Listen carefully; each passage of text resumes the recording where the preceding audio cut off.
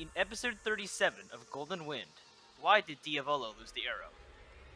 This was a question that has bothered me ever since I saw this scene. Initially, I passed it off as an Araki forgot moment, but in reality, this cannot be further from the truth. The short answer is that the arrow did not deem Diavolo worthy of receiving its power, and it rejected him. This is why Diavolo was able to stab himself with the arrow, but nothing happened, and the arrow even fell through his hands.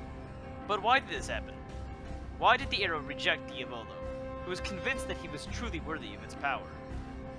To answer that, a little bit of analysis of both Diavolo and his counterpart, Giorno, must be done.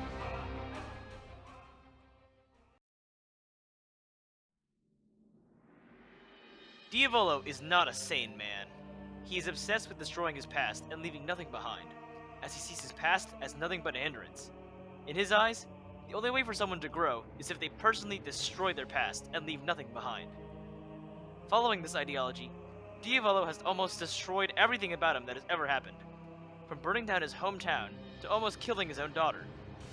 However, it still seems as if the past is always able to come back and haunt him.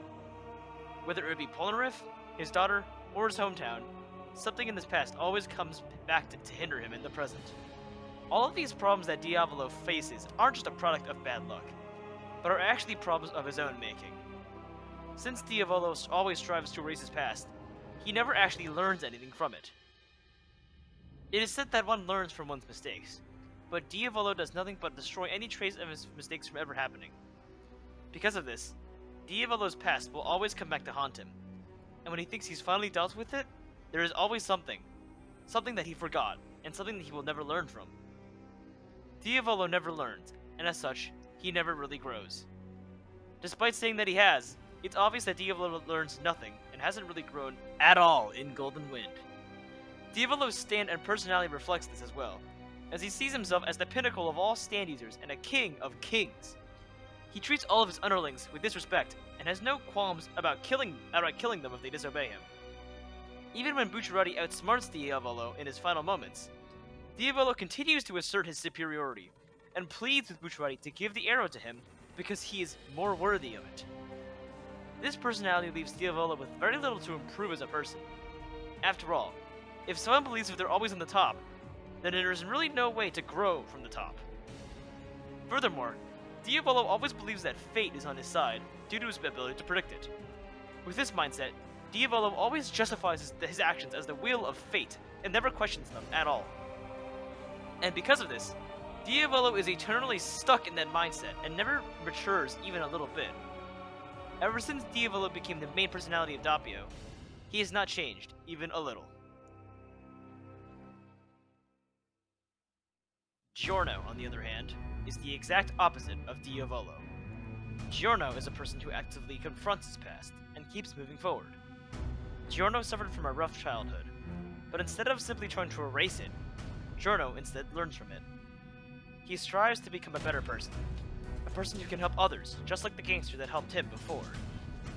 Giorno maintains this mindset throughout the entirety of Golden Wind, even though he faces immense loss and hardship on his journey. And no matter what happens, Giorno still never treats the past as if it should have never happened, like Diavolo does. In fact, after Giorno defeats Diavolo, he states that those who have survived must carry on the will of those who have passed. Giorno is a character who firmly believes in using the past to empower the present, and to keep moving forward with the past knowledge.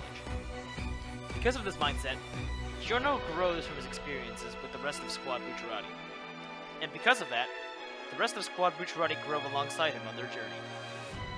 Not only does Giorno grow as a person, as he learns to treasure his friends and deal with loss, but he also grows as a fighter too. Gold Experience starts out with being able to turn objects into plants or animals. But as Giorno is constantly pushed to his limits in battle, he learns more and more unique ways of utilizing that power, such as creating body parts to heal people, or creating life inside of enemies to destroy them from within. Whether it be as a person, or as a fighter, Giorno grows throughout the entirety of Golden Wind. King Crimson, however, has not gained a single new ability in all the times we've seen him in Golden Wind. This is because King Crimson is the embodiment of superiority. King Crimson is able to see in the future, so Diavolo always has the upper hands in any engagements that he's in. In addition to this, King Crimson's time erasure ensures that he will almost always have the first strike in a fight. King Crimson is a stand that perfectly reflects its user, a person who always believes they are stronger than someone, and always believes they will have the upper hand because fate favors them. However, it also reflects this refusal for growth as well. King Crimson has no room to grow, because all it can do is predict other opponents. There is no creativity, and there is no room for development with King Crimson's abilities, much like how there is none for its user as well. Gold Experience is the exact opposite. Its ability is quite literally to grow, and over the course of Golden Wind, Giorno's list of abilities only grows as Giorno himself grows along with it. Now, how does this relate back to the arrow? Well, the arrow isn't just some machine that will always mindlessly do a task. As seen in Diamond is Unbreakable, the stand arrows have minds of their own. They actively seek out those who have the potential to become stand users, and they actively seek out those who have the potential to grow. Such can be seen when the stand arrow pierces Yoshikage Kira in Part 4 during his darkest hour. Yoshikage Kira is a man who is always growing and learning from his past mistakes. His whole ideology is to grow and develop so he can protect his own version of peace and quiet. So when Kira is backed into a corner and was frantically searching for ways that he could stay alive, he had such a strong desire to overcome an obstacle that the arrow deemed him worthy of its power, and allowed him to mature and grow as a stand user. Now going back to Part 5, Diavolo has just obtained the arrow, and it has rejected him. Now, the answer should be obvious as to why it rejected him. Diavolo has no room for growth, and as such, the arrow deemed him unworthy of its power. And Giorno, who had been growing for the entirety of Golden Wind, was chosen instead.